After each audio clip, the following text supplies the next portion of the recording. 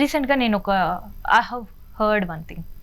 In జనరల్గా మనం bank personal loans తీసేసుకుంటూ ఉంటాం, some other loans, vehicle loans, gold loans, it's dealing with a bank is okay. కానీ ఇప్పుడు ప్రైవేట్ యాప్స్, లోన్ యాప్స్, అందులో loan తీసేసుకుంటున్నాం, ఓకే డన్, ఇట్స్ ఎవరిదైనా ఎమర్జెన్సీ అయ్యి ఉండొచ్చు. కానీ if they are not paying that loan, వాళ్ళకి సంబంధించిన సర్కిల్లో ఉండే వాళ్ళందరికీ ఫోన్స్ వెళ్ళిపోవడం, వాట్ ఈస్ దిస్? అక్కడ మన డాటా ఎలా తెలుస్తుంది మీకు? అది యాప్, రైట్? ఏ యాప్కైనా పర్మిషన్స్ ఉంటాయి, and then by default permissions ఉంటాయి. వీళ్ళు ఎవరైనా వెళ్ళి ఆ పర్మిషన్స్ చెక్ చేస్తున్నారా? లేదు.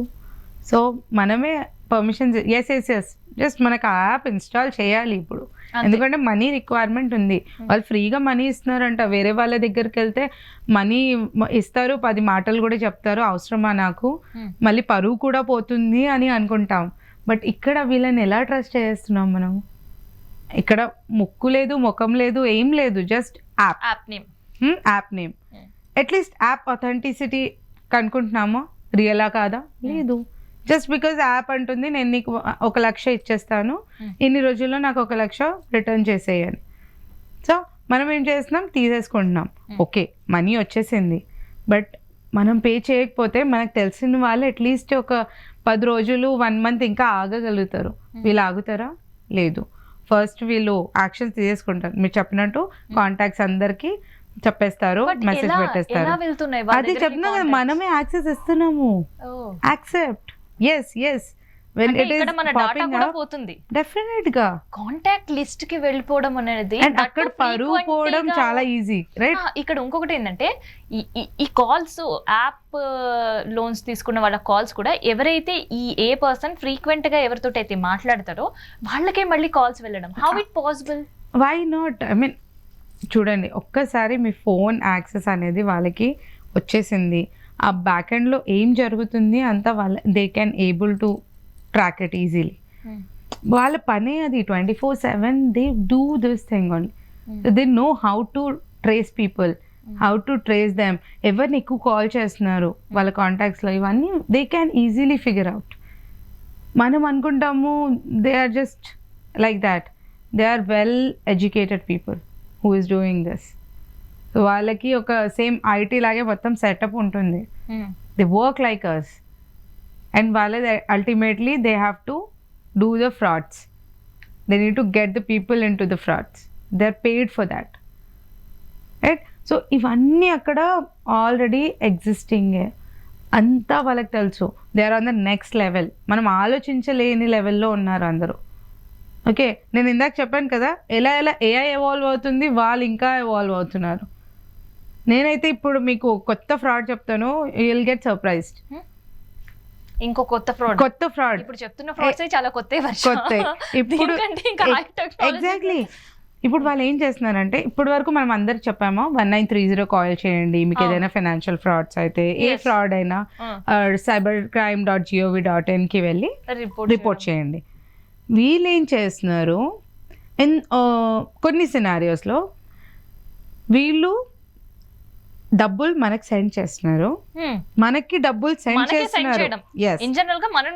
తీసుకోవడం కాకుండా ఇప్పుడు మనకి సెండ్ చేయడం, మనకి సెండ్ చేసి వీళ్ళు కాల్ చేసి మనకి చెప్పడం, లైక్ మీ దాంట్లో డబ్బులు వచ్చేసాయి నాకు ఫాస్ట్గా రిటర్న్ చేయండి. ఆర్ సమ్టైమ్స్ కాల్ కూడా ఇన్ఫార్మ్ కూడా చేయరు, మనం కూడా ఒక్కసారి చూసుకోము ఈ డబ్బులు ఎక్కడి నుంచి వచ్చాయి అని కూడా.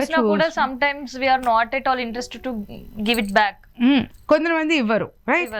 సో వీళ్ళేం చేస్తున్నారంటే అలా మనల్ని రివర్స్ ఇంజనీరింగ్ చేసి ఇరికిచ్చేస్తున్నారు. సరే, ఇన్ కేస్ బ్యాక్ పంపించేస్తే అంతా they are not giving you that chance.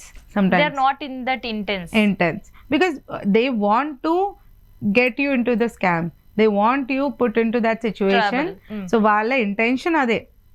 Okay, so వాళ్ళు ఏం చేస్తున్నారంటే మీ అకౌంట్కి మనీ పంపించేసామని వాళ్ళు పోర్టల్కి వెళ్ళి కంప్లైంట్ రేస్ చేస్తున్నారు. సో నార్మల్గా ఫైనాన్షియల్ ఫ్రాడ్స్ అయినప్పుడు ఏమవుతుంది, కంప్లైంట్ రేస్ చేయగానే మీకు అక్నాలెడ్జ్మెంట్ వచ్చి దాని తర్వాత కొంతసేపట్లో బ్యాంక్ అకౌంట్స్ని ఫ్రీజ్ చేసేస్తుంది, 2 అకౌంట్స్ని ఫ్రీజ్ చేస్తుంది. సో ఇక్కడ ఏమవుతుంది, they are making our account get freezed. Frozen. Oh my God. So దానివల్ల మనం ఏ ట్రాన్సాక్షన్ చేయలేము, మన అకౌంట్ Yes. ఫ్రోజ్ అయిపోతాయి. సో ఎలా ఇరికిపోతున్నాం మనం ఇప్పుడు చూడండి. ఇరికిపోవడంతో పాటు నెక్స్ట్ స్టెప్ సైబర్ క్రైమ్స్ లో రిపోర్ట్ చేస్తే అగైన్ ద అగైన్స్ట్ ఆర్ లా కూడా ఉంది కదా. మరి ఏం ఎగ్జాక్ట్లీ. చేయాలి? చాలా మంది ఇవాళ రేపు ఇలా అవుతున్నాయని వస్తున్నారు. సో ఇక్కడ ఏమన్నారంటే వెళ్ళి they have to raise a complaint and then bank దగ్గర కూడా వెళ్ళి they need to let them know, అంటే మా అకౌంట్లోనే వాళ్ళు డబ్బులు పంపించి they have raise this, could you please unfreeze our accounts అని. కొంచెం టైం పడుతుంది బట్ చేయాలి. మరి ఆ అమౌంట్ ఎక్కడ పోవాలి? ఆ అమౌంట్ ఇంకా ఐ మీన్ మన దగ్గర ఉంటే మనం పంపించేయచ్చు వాళ్ళకి return as you said, but then at least అది చేయడానికి మన అకౌంట్ డీఫ్రీజ్ అవ్వాలి కదా. ఓకే, డీఫ్రీజ్ అయిన తర్వాతే మనం అది చేయగలుగుతాం transaction. It's like a revenge. Revenge obviously. I mean some times మనకు తెలిసిన వాళ్ళు కూడా ఇది చేయొచ్చు, హూ హాస్ గాట్ అకౌంట్, కొంచెం రివెంజ్ తీసుకోవడానికి. I mean you cannot predict, mind set predict చేయలేరు అసలు. వాళ్ళు ఎలా చేస్తారు, ఏం చేస్తారు మనం అసలు ప్రిడిక్టే చేయలేము. సో నెక్స్ట్ లెవెల్ అంటే ఇలాంటి ఫ్రాడ్స్ కూడా వస్తున్నాయని ఇలా కాల్స్ వచ్చి అడిగితే అప్పుడు అర్థమైంది, ఓ మై గాడ్ ఇలా కూడా చేస్తున్నారా వీళ్ళు అని. మేబీ తను మీతో ఫ్రాడ్స్ చేయాలనుకుంటున్నారు and you are resisting because you are like very alert person. So మనం అసలు అలౌ చేయట్లేదు తనకి రివెంజ్. ఓకే ఇలా కాదా, ఇలా మిమ్మల్ని ఇరికిచ్చేస్తాను నేను అని అలా. This is too much. చాలా అంటే నెక్స్ట్ లెవెల్ అసలు. మేము కూడా అనుకోలేదు ఇలా కూడా ఫ్రాడ్స్ జరుగుతాయని, అస్సలు ఎక్స్పెక్ట్ కూడా చేయలేము. ఎస్. దట్ సో నెక్స్ట్ దీనికి రికవరీ కొంచెం హార్డే ఉంది, but then they have to, ya definitely I think months అని కాదు, it will take some time.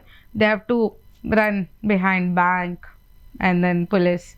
ఎందుకంటే కొంచెం డెఫినెట్గా రివర్స్ ఇంజనీరింగ్ వీళ్ళు కూడా చేయాలి కదా వాళ్ళని హెల్ప్ అవుట్ చేయడానికి. అలానే అందరి మీద ట్రస్ట్ చేయలేం.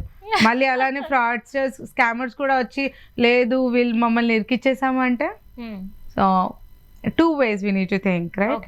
సో అందుకే కొంచెం జాగ్రత్తగా చేస్తున్నారు, but I will definitely come back with a solution, permanent solution for this as well.